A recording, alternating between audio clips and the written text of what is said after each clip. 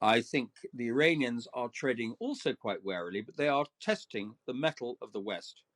They are absolutely not allies of us. In fact, quite the opposite. They're trying to develop nuclear bombs. They wish to re-establish a Persian Empire in the Middle East, which will be to the detriment of all the other countries, by the way.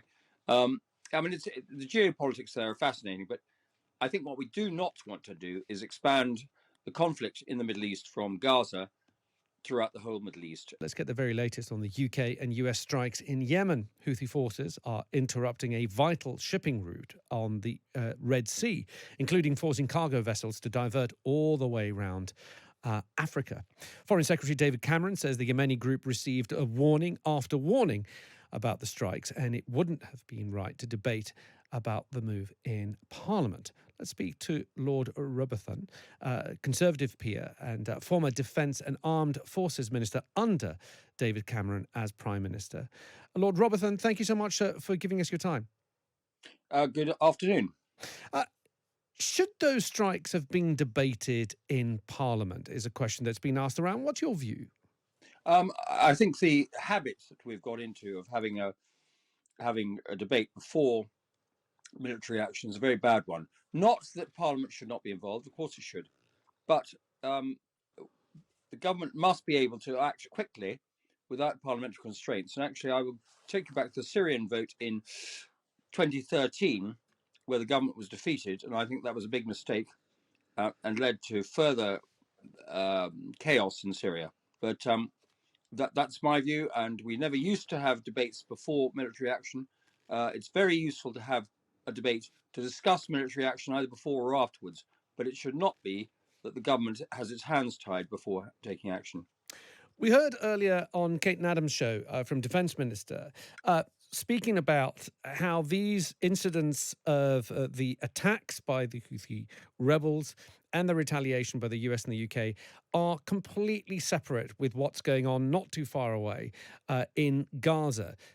What is your view? Do you think that these two incidents are separate, or are they actually very much connected? After all, the Yemeni rebels have said that they are attacking those ships because of what's happening in Gaza. And if Israel was going to stop what they've been doing in Gaza, they would stop attacking the shipping lane. So is it fair to say that those two incidents are unrelated?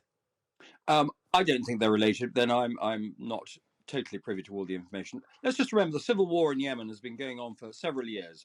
About 8, I think.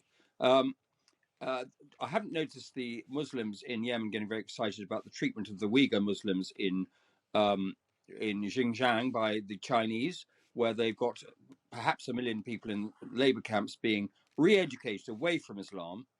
I think this is just an excuse, and I have to tell you that my view is that it is the proxies of Iran, probably backed by Iran, that are testing the mettle of the West. The West has looked incredibly weak, and I think they are seeing how weak we are, and that's why it's important to react. Don't forget, it's not just shipping. I think HMS Diamond and the US warships were attacked by the Houthis.